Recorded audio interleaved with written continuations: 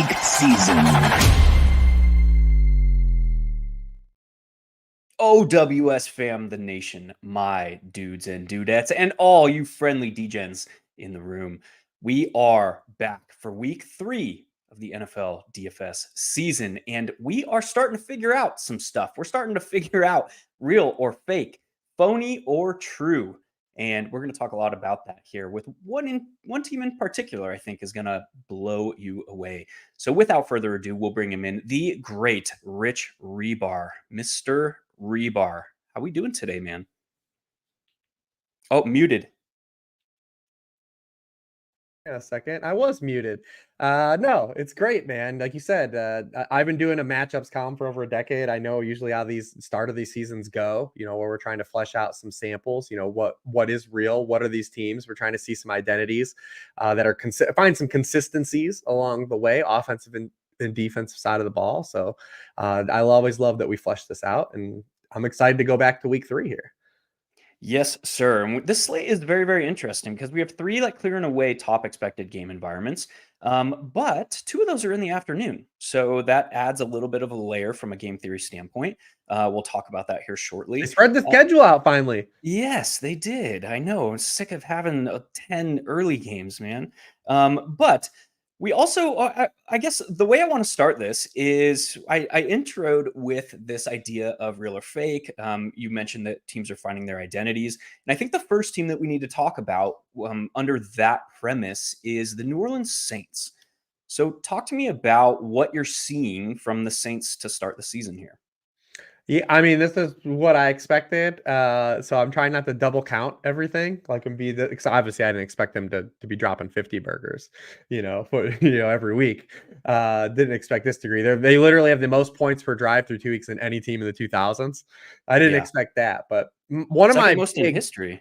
Yeah, one of my big takes all off season though, and I did a show with you about this too. We did a best ball show about this, and one of my takes was in this current climate, because you've already seen it again this week, because passing is down and people are trying to now ban the safeties, like it's a shift in baseball.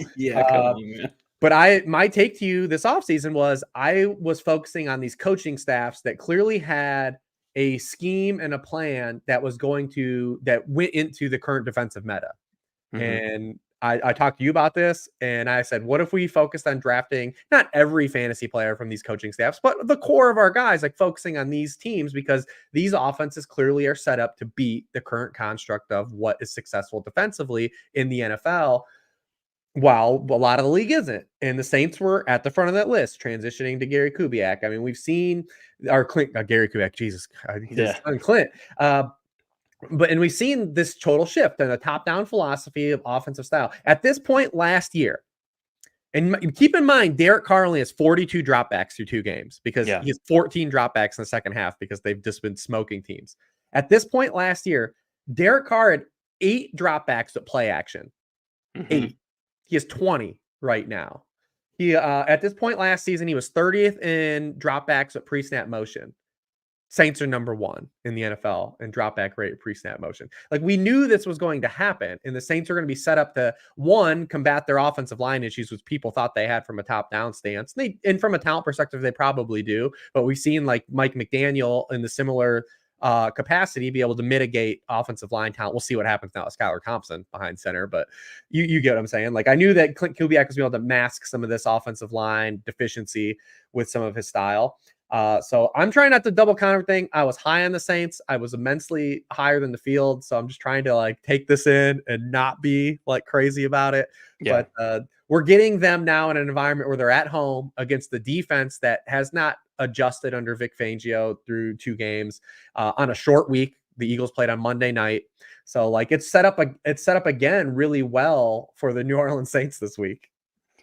And going beyond that, it's not just, to me, when I'm watching the Saints tape, I'm honestly blown away a little bit, which is, it's really cool to see what Clint Kubiak has done, because it's not just that they have the pre-snap motion. It's not just that they have the play action. It is how they are utilizing those. And I highlighted, if you go back and watch their game tape of week 2, their first 2 touchdown drives were insane as far as situational play calling goes. You see You see Alvin Kamara rush for a first down, and then on the subsequent first down play, you see play action and pre-snap motion. And it is very interesting to me to kind of dissect why they are utilizing and how they are utilizing this pre-snap motion and this play action. Because on those first 2 touchdown drives, they did something that you don't necessarily see a whole lot of in the league this year, and that's with who they are utilizing as the pre-snap motion.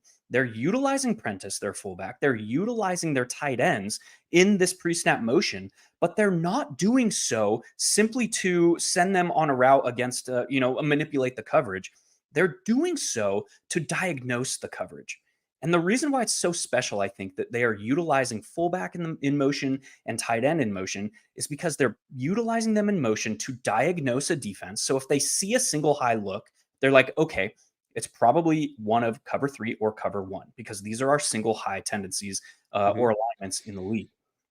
So to diagnose, are we in man or are they in zone? They're utilizing that motion to read linebackers, to read safeties, and diagnose kind of what they're expecting. So that is step 1. Step 2 is, because it's a fullback or a tight end in motion, they get the diagnosis, and now they're able to use those guys in protection instead of sending them on a route, which is incredible because Derek Carr is a magician when kept clean, and he is like horrible when he is under pressure. So now they're doubling down on being able to still diagnose a defense, but now increasing the pressure for Derek Carr.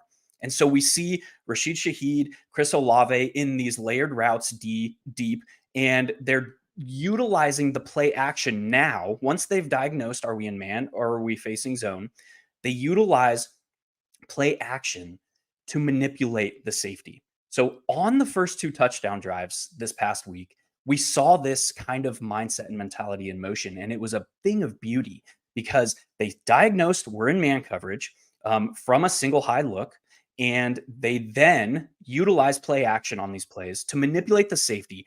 Even if it's 2-3 steps forward, they now are collapsing the depth of the defense, which is how they are attacking deep so efficiently.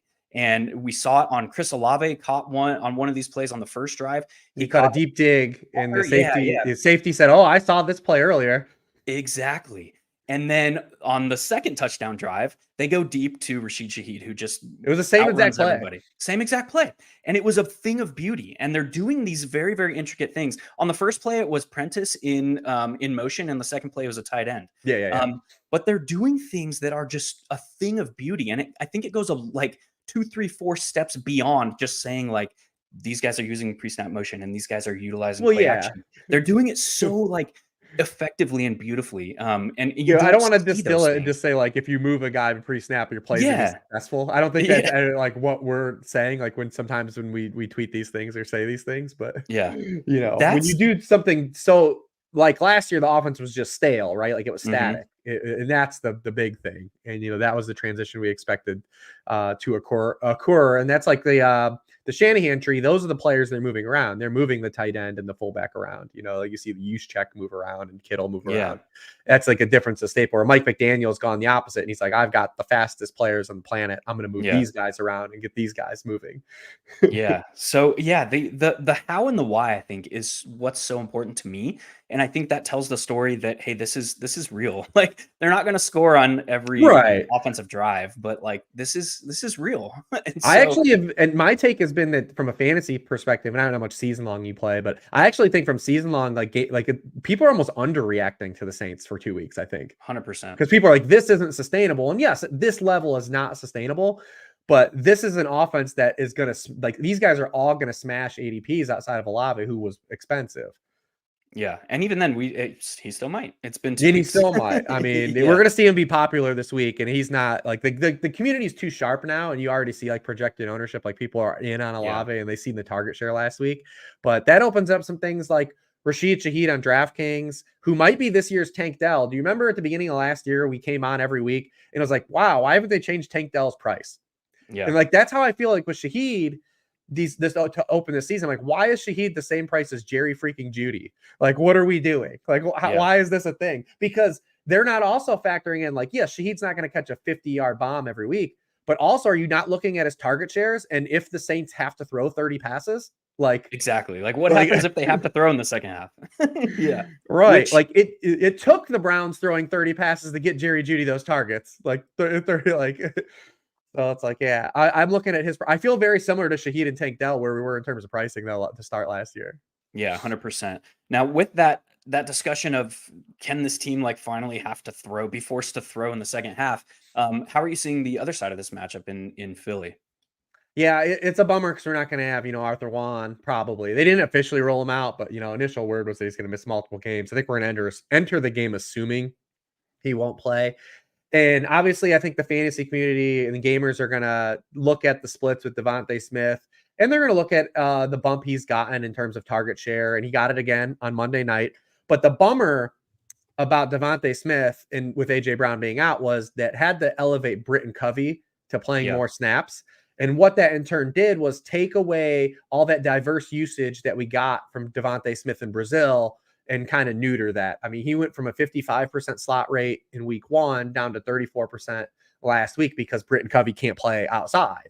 So that's kind of a bummer. I mean, obviously we're going to get like a bump in targets because Jahan Dotson's not earning targets. But Johnny Wilson. it is a bummer that we're not going to get creative targets for Devontae Smith. And I think that matters in this matchup because the Saints, going back to last year and their style of defense, they are really good against opposing wide receiver ones. They have been. They allowed the fewest points per game to opposing wide receiver ones last year, and they've started out really good this year. CeeDee Lamb got him for a 65-yarder last week, but that was really his only play. It was CeeDee Lamb's lowest target share in a game in a full calendar year. So, and he was a little banged up, but like this, you want that diverse usage against the Saints team. You want to be able to move inside. They're worse. They have worse interior cornerbacks and worse interior play over the middle of the field. So that kind of hurts Devontae Smith. I think maybe he doesn't have the runoff that the projected ownership suggests he will. When I look at this game, I think this also sets up for a game where Jalen Hurts is going to run a lot in this game. So I think you can play. I actually think you can Jalen Hurts solo him in this game. Yeah. I actually think you can. But I also believe when you look at the way this slate is shaping up, that Saquon Barkley could be overlooked. And I don't think it's a great matchup for Saquon Barkley from an individual stance. I think just from a game theory stance of where he's priced and projected ownership is and the amount of touches and the projected point total that he could produce, it suggests that we should have some Saquon. Yeah. 100%. And I think the field is probably going to overweight the fact that New Orleans has allowed just 3.1 yards per carry to this point. But if you kind of look the Panthers and Cowboys, exactly, two teams that cannot run the football. But if you look at like the Saints defensive tendencies, they're running heavy rates from cover 1, 2, and 3. They're not utilizing quarters a lot. They're not utilizing cover 6 from dime. So if you're looking at like what that means from an alignment perspective, they're in single high 61.2% of the time through 2 weeks. So we expect Marshawn Lattimore to return after getting in 2 limited practices this week with that hamstring injury, which in my opinion would lead to a higher rate of single high coverage. And that's important because it's a little bit like when it's important for, I want to get this, I want to make sure that I'm relaying this correctly, not parsing my words here. But when you get a team playing so much single high, you have to think not only how that affects like coverages and alignments, but how that affects the run game. And it has to do a lot with how linebackers are utilized. And in this defense, because they're playing so much single high, the linebackers aren't necessarily required to drop into coverage as much. So what does that mean against the run? Now we have to kind of like see the tendencies of the offense. And if you look at Saquon Barkley, I want to pull this number because I didn't do it before and I should have. 1 second, sorry. When you look at Saquon Barkley's usage so far, he's run 27 carries. He has 27 carries behind zone concepts and 18 behind man or gap concepts. And against cover 1, against single high looks, it's typically you're going to see an offense is going to be more efficient with the man gap stuff. So to me, if I'm Kellen Moore and I'm game planning this, like, how do I attack this game? I don't want to fall behind because now we don't have AJ Brown. I'm looking to Saquon Barkley and I am looking to run or utilize more man gap stuff. as far as run blocking goes. And the distinction between his carries from behind zone and man gap, 27 to 18. So we know that this offense is capable of blocking a man gap scheme. If I'm Kellen Moore, I'm looking to generate some more of these first, second down man gap blocking schemes. And I think that brings a lot of upside as far as Saquon Barkley's expected yards per carry. So now it's just a like, is he going to see the volume? Are the Eagles going to remain, within a score? Are they not going to be blown out in the first half like the Saints have over the first two games? And if so, like, I think Saquon Barkley has a lot of upside here. And you're right, he's going to go extremely overlooked. Part of that is price. Part of that is a big red number next to his name, as far as matchup goes. But and then you add like the touchdown or the touchdown equity and the pass game involvement, and it's like, yeah, Saquon Barkley has one of the highest ceilings on the slate, but I don't think he's going to be treated as such. Yeah, and that's where I kind of start with that game if you're running it back with the Saints stuff, because the Saints guys are just going to be popular because we'll keep chasing this. But when you look at the other side of it where he's priced, we know we're going to get a big pull towards Jordan Mason again, and we're going to get a big pull to Alvin Kamara at the top there, and that's just going to inherently lower Saquon's. It's not as free. Well, we'll see what happens because Cam Akers probably get jammed in everywhere because of the Sunday night stuff. And I know we do more DraftKings stuff, but I've never seen this happen before, and it happened because of Sunday game. But Akers is 4K on FanDuel. Wow. I've never seen a start like he could be. We've never gotten we've gotten guys like in the 5s before, but because he was inactive week 1 and they played on Sunday night, they just threw him in the pool. Yeah. And it's crazy the run out that could be happened, but it's like not a great match or anything, but he's going to be popular. He's 4-7 on DraftKings if we end up getting a lot of push to him too. But that makes the slate fun too because there are a lot of good running back plays on the slate. 100%. There's a lot of good running back plays in the NFL. It's like the return of the workhorse, man. We're seeing it unfold, which is hilarious because they were pushed so far down in best ball and off. But I'm on with you. I'm Saquon or running naked Hurts. Yeah, I was going to ask, do you see any upside with Dallas Goedert? I mean, his utilization and how he's being used up to this point has not been great. And it's a long running thing with Goddard. It's not just a solo thing, especially with AJ Brown being. I'd expect him to be good on Monday night, even without AJ Brown being out, because of just the Falcons play. They play a ton of zone, and they've just got Jesse Bates and Justin Simmons.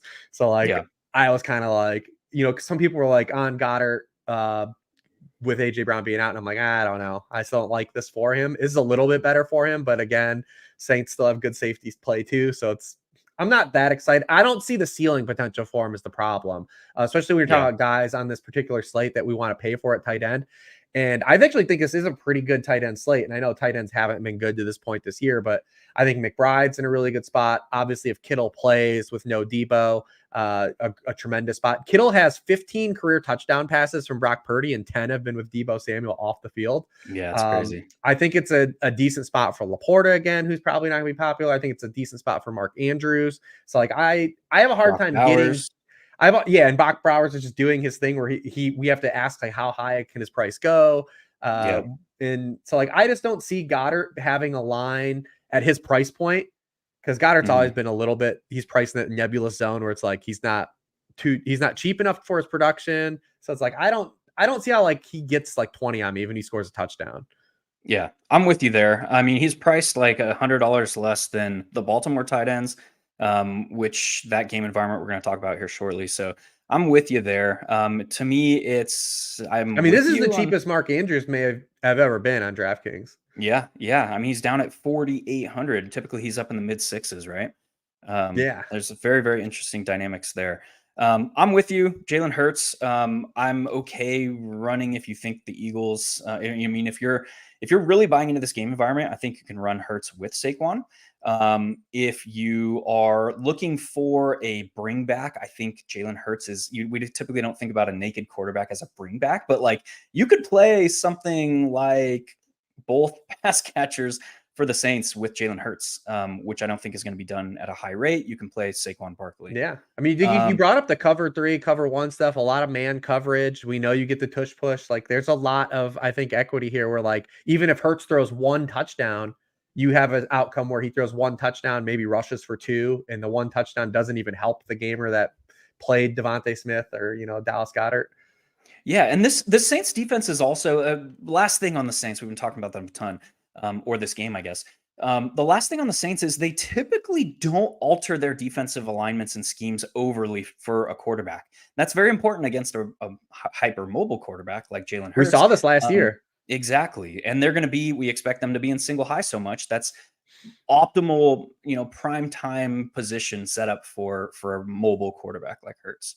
Anything else to add on that? We hammered that game environment for like 15 minutes here.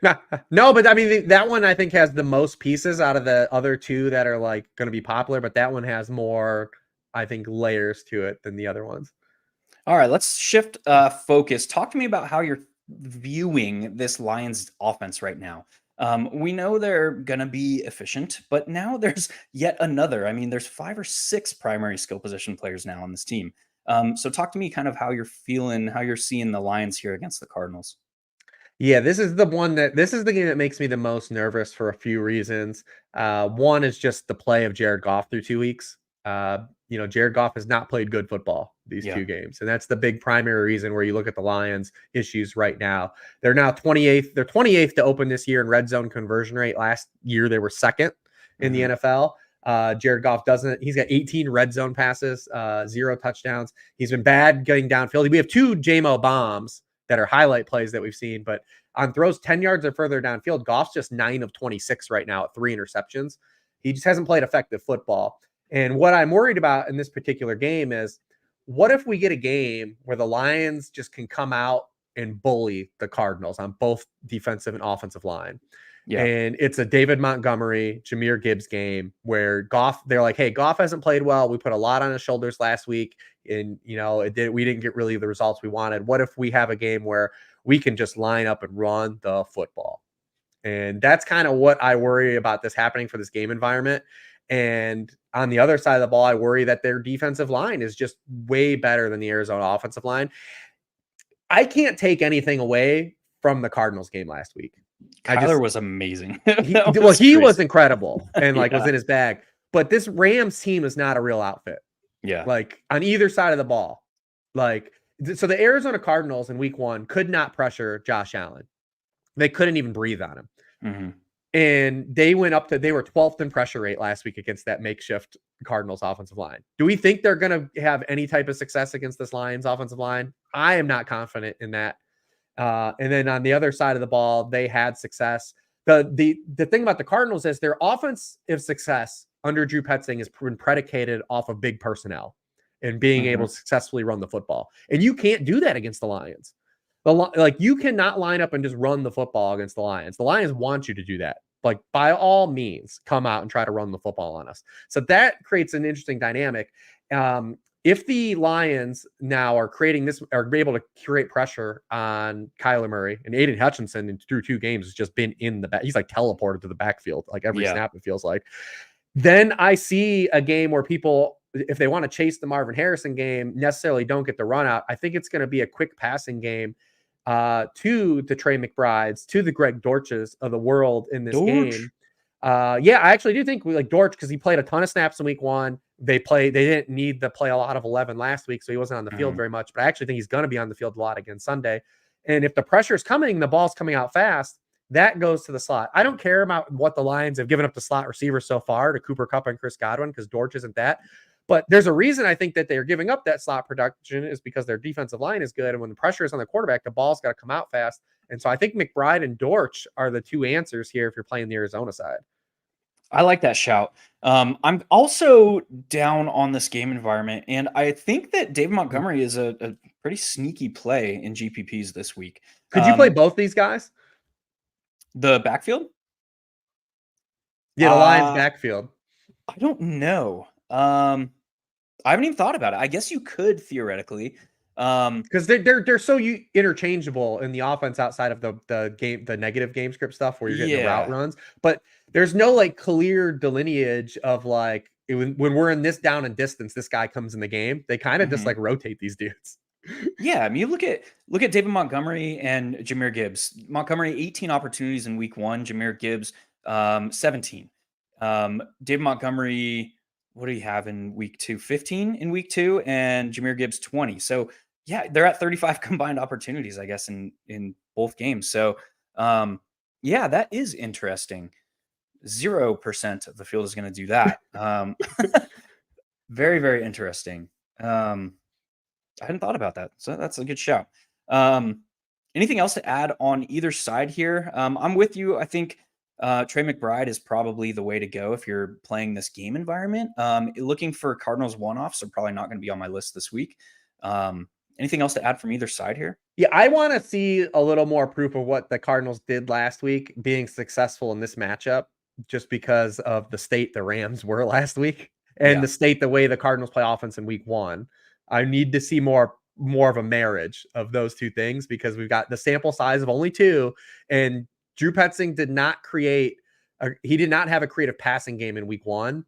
Mm-hmm. And I'm worried if they're forced to throw here because of the defense. The Lions just don't give up anything rushing.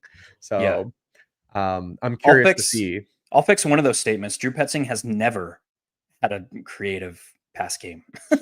He's like, I kind of took majority of the offseason kind of crapping all over Petzing's pass game. I think Kyler's going to run around a lot though.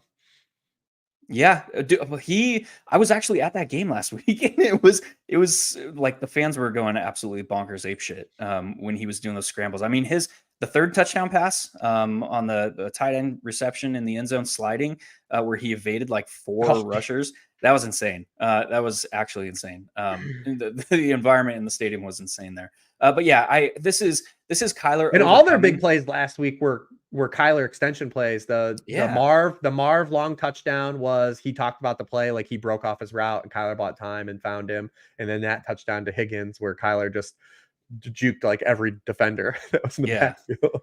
Yeah, and that's kind of what this offense is going to have to be through the air, is Kyler overcoming, because the schematic elements are really, really not there. I'm with you there. Let's shift focus to the final big name game here, and then we'll talk about some hidden stuff.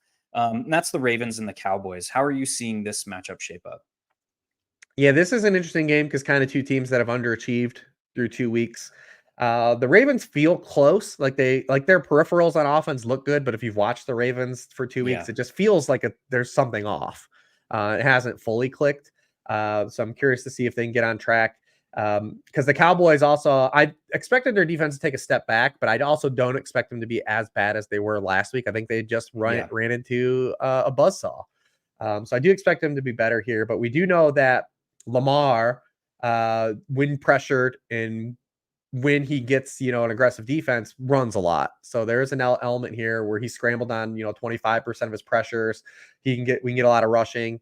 He's in play, I think, in this game.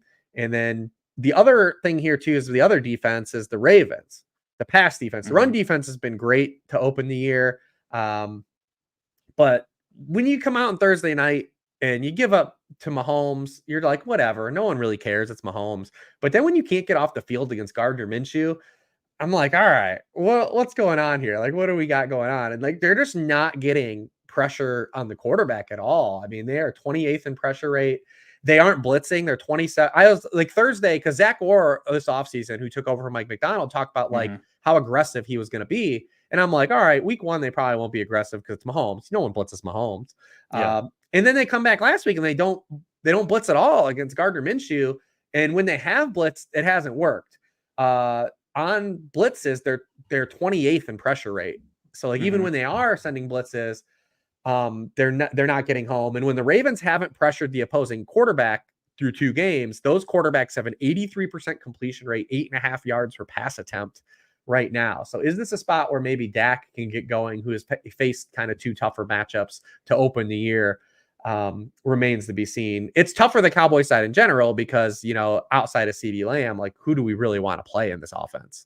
Like, so, and with the matchup for the Cowboys, I mean, still nobody runs or can run on the Ravens. Michael Pierce is still just this stalwart nose tackle.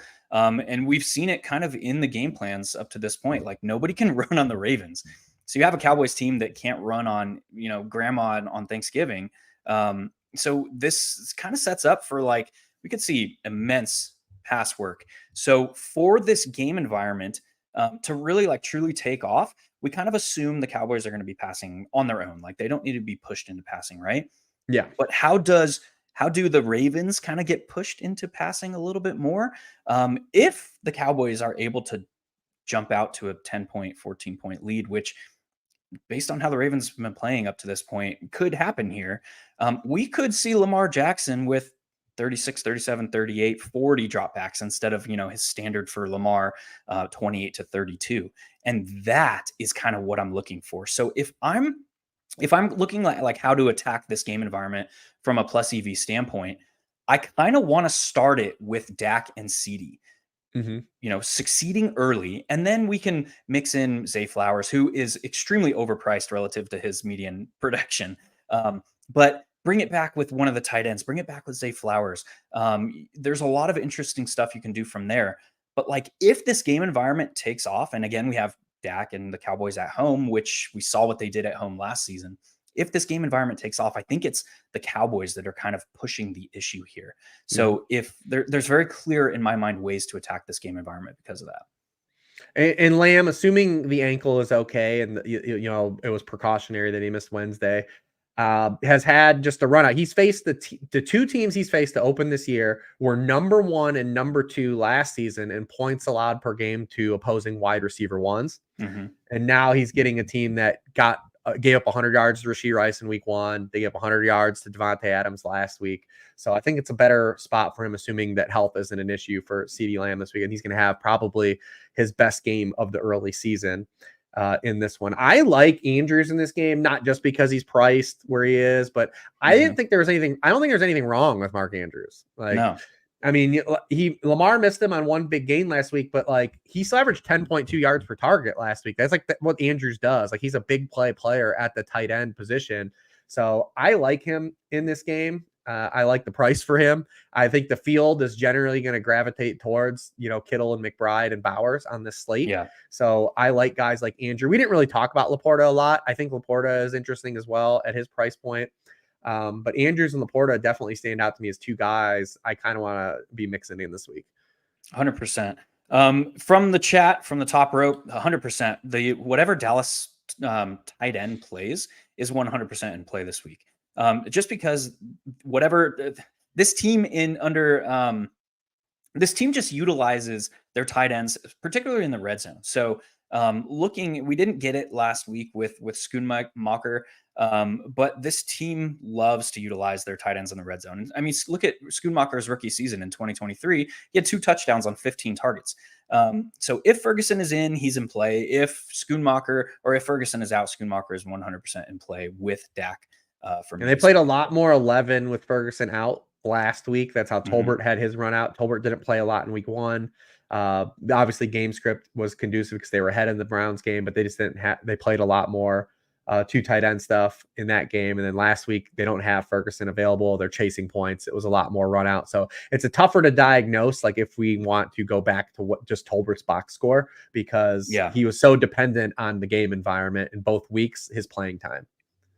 100%. And typically this is going to be a much more concentrated and focused offense around CD and the tight ends here. Let's move over to another late game that I think is going to draw a lot of attention on one side and zero attention on the other. And that's the San Francisco 49ers and the Los Angeles Rams.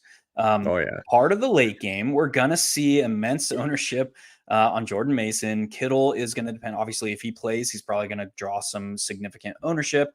And then Brandon Ayuk is not going to go overlooked as well. You look at the state of the Rams. This team has been dealt like the legit worst hand through 2 weeks that you can possibly imagine. They ran out of short-term IR spots. That highlights how they couldn't put Cooper Kupp on IR. They're like, I don't know. That doesn't necessarily mean he's coming back within 4 weeks. He's in a cast this week. Like watching McVay's presser this week was like, oh man, this guy's hurting. But what is interesting to me about the Rams' failures up to this point? Yes, they're 0-2. Yes, they have not looked good. They're dealing with all these injuries, but it's when those injuries occurred. You look at week 1, they lost 3 offensive linemen and Puka Nacua.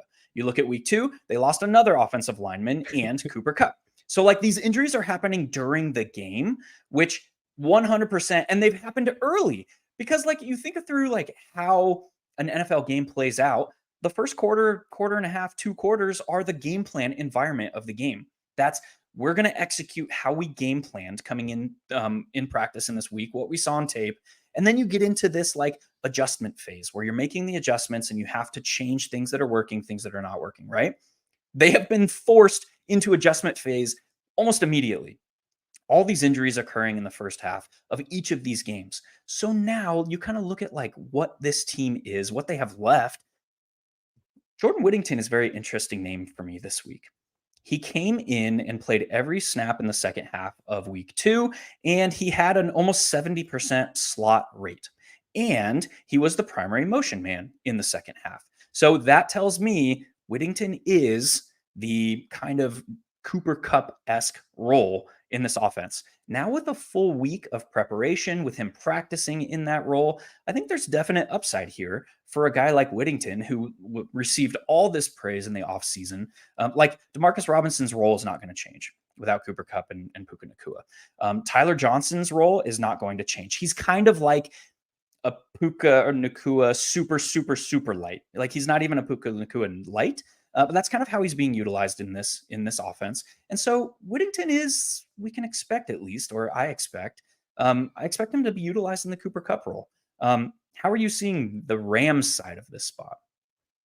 Yeah, that's basically how I see the wide receivers. Nothing's changed for Demarcus Robinson because he hasn't gotten hurt. Like his position hasn't changed because he's still playing his position. So like there's like nothing has changed for him. Now you've got Nacua out. They rotated Atwell in a little bit too. I think they will still rotate Atwell in just because he offers something, a juice that the other guys don't have. Mm-hmm. He's got a lot more speed than any of these other guys. So I think that they will rotate him in a little bit too. But I think Whittington will soak up all that short field stuff. We also saw the offensive line issues impact Colby Parkinson, something that we were kind of worried about last week. Was the route participation took a little bit of a hit. Because they just need him to do a little bit more up front, and that might be the case again. We don't play tight ends against Fred Warner. We occupy a strict rule. That dude had, even for Fred Warner's like lofty expectations, he had a game week 2. My goodness. Yeah, dude, he was everywhere in that game. I never played tight ends. Never played tight ends against Fred Warner. So I think if you are playing the Ram side, you just bring it back with a cheapie like Whittington, and you let the deities take the wheel. I do think they're going to get Kyren Williams a high touch workload, but I just don't see how this team has success up front against, like they could. I just ran through the Arizona stuff. What Arizona did up front last week, a completely neutral, passive defensive line was creating havoc all game against that Rams offensive line. What are they going to do against Bosa? Like, right. Yeah. Like, I mean, I just can't see it, Hargrave, like they're not gonna be able to block these guys.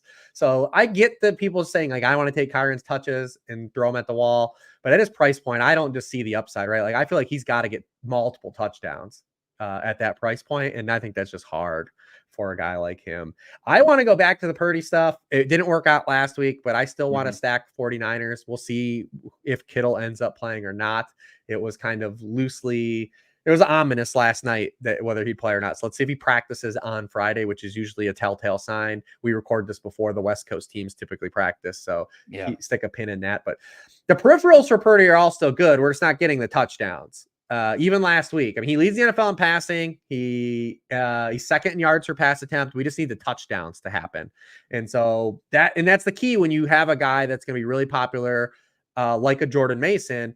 It's the touchdowns that are always going to be the kind of the differentiator of like, did you catch value on your fade or not? Right. And last week, Jordan Mason got the touchdown. Jordan Mason's only has 2 catches through 2 games. Yeah. If he just doesn't score a touchdown, we're looking okay here. Again, that's tall ass. They're going to run all over these dudes. Like they're going to run all over the Rams. But if we can just get him out of the end zone and Purdy can throw 2 or he can throw 3, right? Then we got it. We can do our Ayuk stacks. I don't know if we're getting to Juwan Jennings or Jacob Cowing. We do like Cowing as a prospect though, but another guy, he was very Tank Dell-ish coming out of school. So I'm curious to see if he gets any run in this game, but I'm on the Purdy stuff again. I'm going back to him. Did you happen, because I did not, did you happen to pull historic rushing trends for the 49ers with Kittle out? No, I didn't. Not with Kittle out. I did not. But he is a Yeah, huge that's something. part of the success of that run game, obviously. Yeah, so that's something I need to look at. I might tweet That's it another out element after the though to show. throw into it. If you have a spiel, I could definitely pull it up in the time frame of Yeah, we might get it at the end of the I show. If have the not, powers. I have the yeah. spreadsheet capabilities of doing this. Okay. Well, let's see if we can find a spot. Actually, talk to me about let's go to a hidden type of spot. I mentioned Jordan Whittington. Any other hidden spots that you see, and then maybe I can talk for a little bit after that. In this game or just like in general? No, just in general.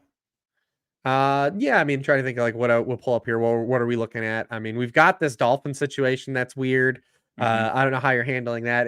I mean, early on, we always take projected ownership with a grain of salt, but like early on, it looks like nobody cares that Skylar Thompson's playing for Devin Achane Yeah, because everyone's dropped like the target splits with Skylar Thompson since he's been in the NFL. yeah. He's targeted running backs 27% of the time. So everyone is just like, screw it.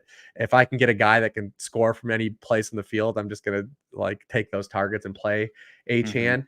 I'm also curious to see if there's just any improvement from Skylar Thompson. Obviously, I don't want to take him coming into the game on Thursday night as gospel because it wasn't planned that he was going to play. And obviously, the Dolphins released Mike White, I would think for a reason. I don't know. So like what did Skylar Thompson do from the time he's played? Because he didn't play at all last year and from Yeah. his rookie year. What has he done that made this team believe that he is an alternative that they didn't need to upgrade this offseason? Because on the surface, we look at Miami's situation and Tua's history, and we're like, shame on you, Miami. But Yeah. what do they know internally about Skylar Thompson that we don't know?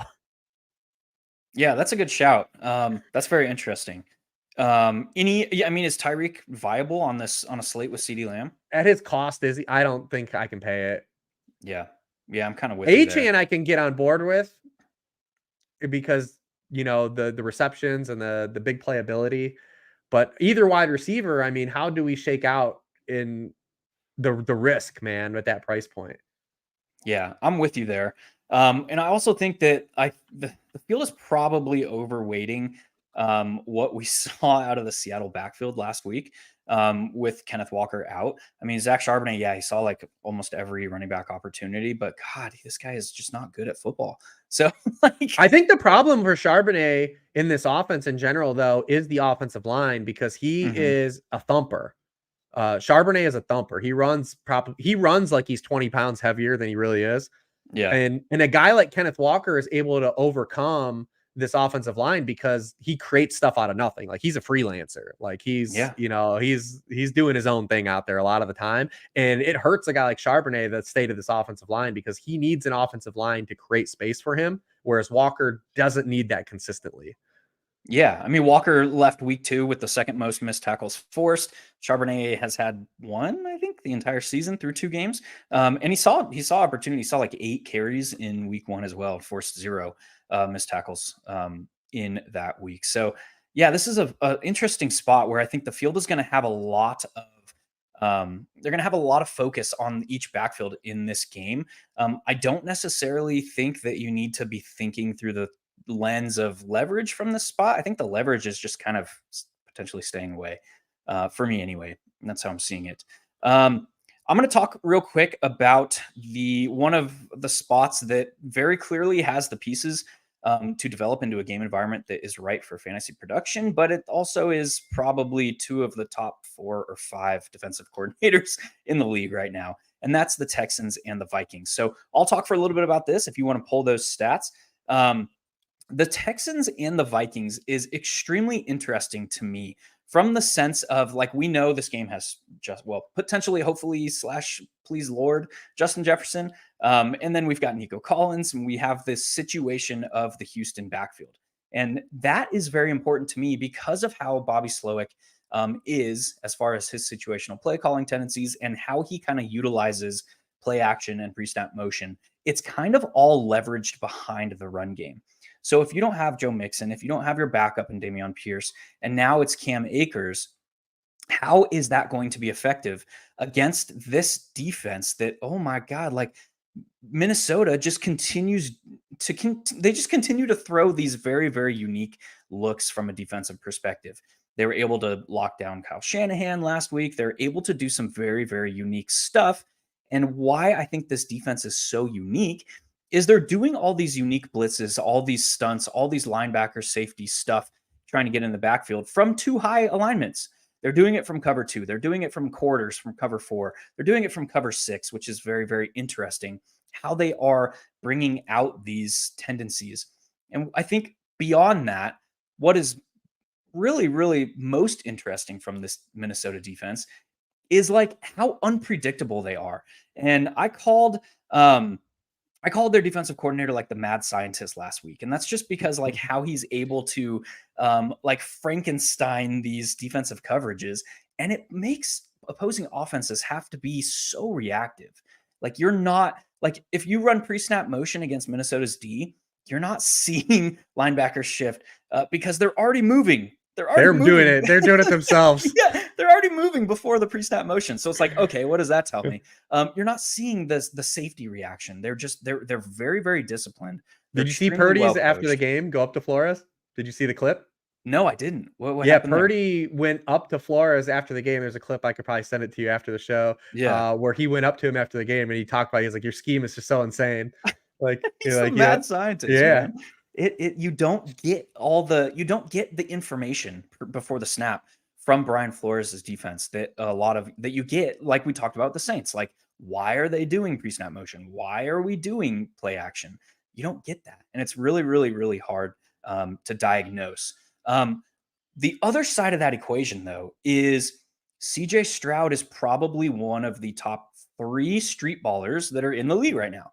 Like you look at what he's able to do, and it's very, very Patrick Mahomes-esque. And I hate to use like a lazy comparison like that, but what he's able to do in the face of pressure, or what he's able to do on scramble drills, and what he's able to do outside of structure is probably the best way to think of it. I mean, look at last week. Outside of structure, he had 4 targets to Nico Collins. It's funny. This is what people tore him down for in the draft. Yes. Yeah. And he's doing it, man. And it is insane to watch. So if there is a quarterback to take advantage of the chaos that kind of Flores brings, it's probably a very, very short list of 2 or 3 names. And CJ Stroud is on that list. So I think Nico Collins has a lot of hidden upside here. I think if you want to get really, really off the board, you can run something like Nico Collins and Justin Jefferson skinny to try and just leverage the path for this game environment kind of taking off is through those 2 guys.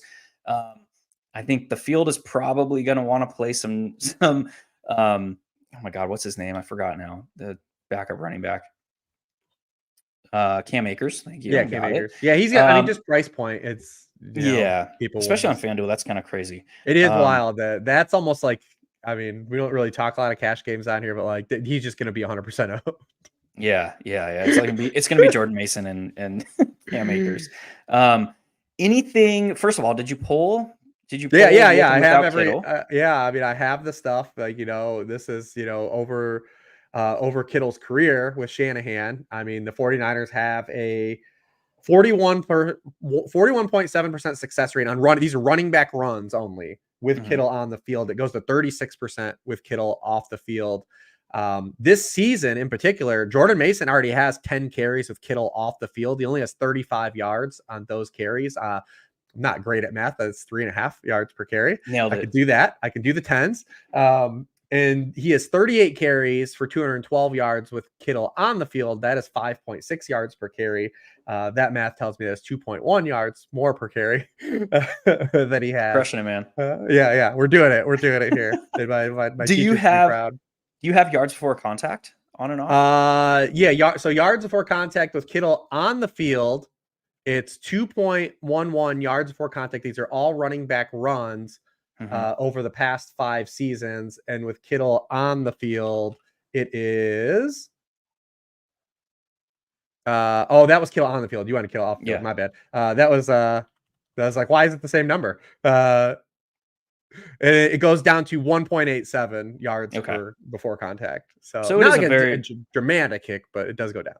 Yeah, and a lot of that is due to Kyle Shanahan's scheme, obviously. Yeah. But the fact that it goes down in kind of the two areas I'm really looking at is yards before contact, because that is what is being Hmm. created for the running back, obviously. Yes. And then the yards per carry stuff. So that is very, very interesting. Um, Jordan Mason, actually, I want to look at real quick. Jordan Mason has forced 13 missed tackles, so that leads the league through 2 weeks. Just on Mason himself, as it pertains to Mason, because Christian McCaffrey's a part of this sample, Yeah, obviously. yeah. This season, he's got those 10, only 10 carries, he only played 2 games, with Kittle off the Mhm. field, 1.1 yards before contact on those plays.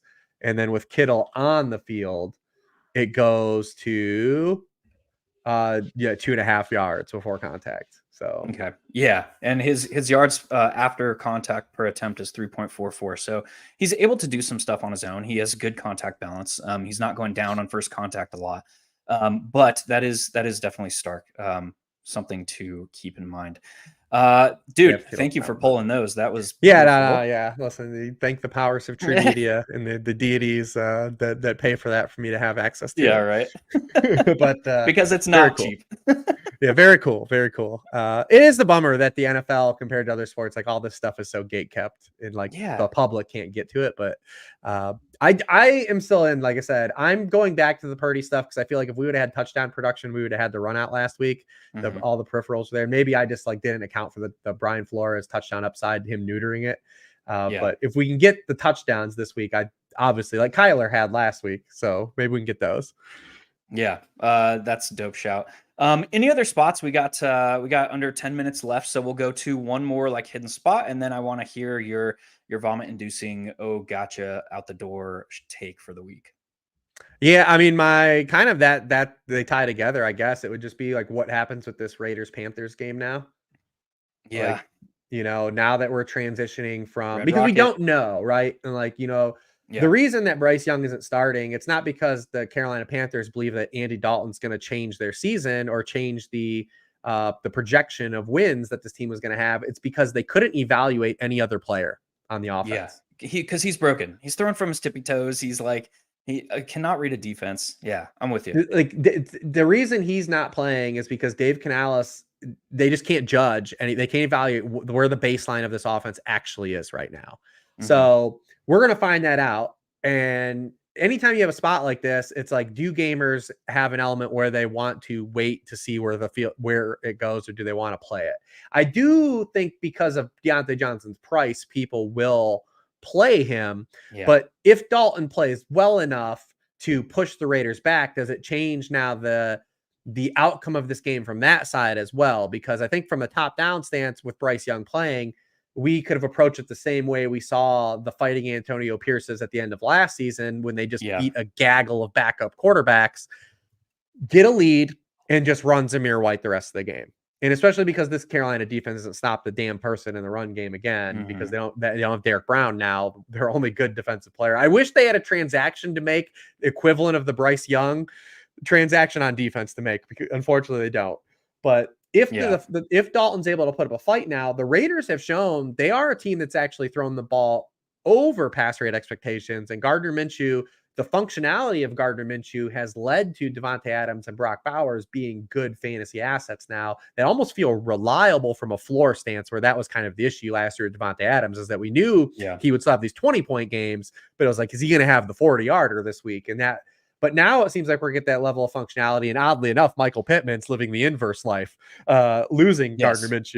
Minshew. So if it's a situation where Dalton provides pushback, now does it allow this spot for the Raiders pass catchers to continue to live their best life? Because on the surface, this would be a spot where we say, all right, the runout's not going to be here for them. The passing volume's not going to be here for Bowers and Adams. This is the week to get off of them. But now Hmm.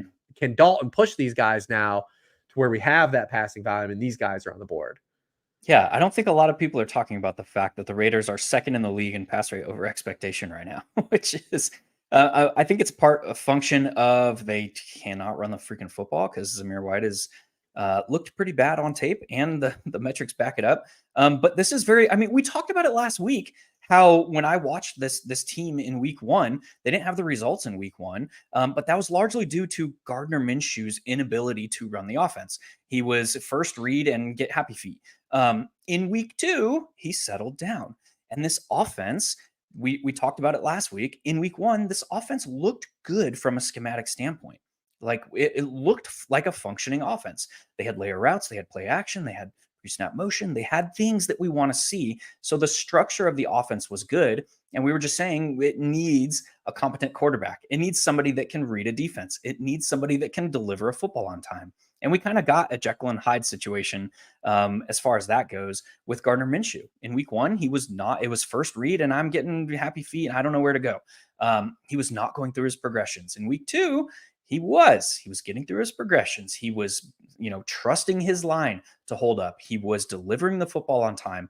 And we saw kind of what that meant for Davante Adams, for Brock Bowers, who are going to be the primary options in this offense. Sorry, Jacoby, like you are taking a back seat because this offense has pieces that, Jacoby is a very, very, he's a fine, second option, but being relegated to a third option in offense, just because like he's no Brock Bowers, he's no Davante Adams. So are you at all looking about, taking an overstack and pairing him with Gardner Minshew? Or are you trying to, sprinkle in onesie twosies of Adams and Bowers here?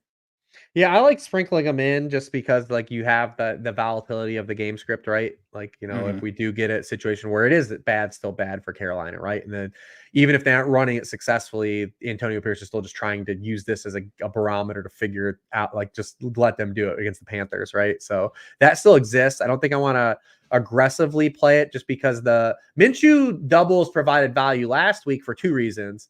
One, it lets you get up the certain other players at other positions, which is what Dalton provides too this week. But also, it was a terrible quarterback scoring week, which that's why Daniel Jones was on the optimal, which gave viability to running Gardner Minshew doubles because Minshew himself didn't really score any points. He's like the QB 20 something on the week, but the fact that the field sucked, like you didn't get buried at that position either. So that. I don't know if that happens, right? Like I know that the passing hasn't been good in the NFL, but we can't like rely on just the field to be terrible every week for a guy to get there. we also saw him. He threw the 1 touchdown to Davante Adams last week. He had Brock Bowers get tackled at the 1, which then brought in the running back, the running back to score in Alexander Madison.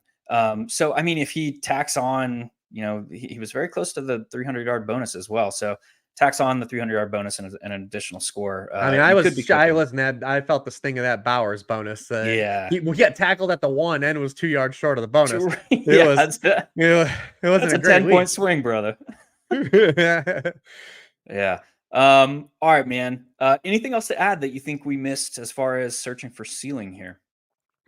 Off the top of my head, no, I think we covered a lot of the base. I'm trying to think like looking at some of my tournament play, like kind of write-ups because Saquon was the handout. I knew we'd get there. So that's basically it for me.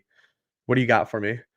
I don't really have a lot. Any interest in any of the Bucks pieces? We'll end it with that. I still like Godwin the most in this particular setting.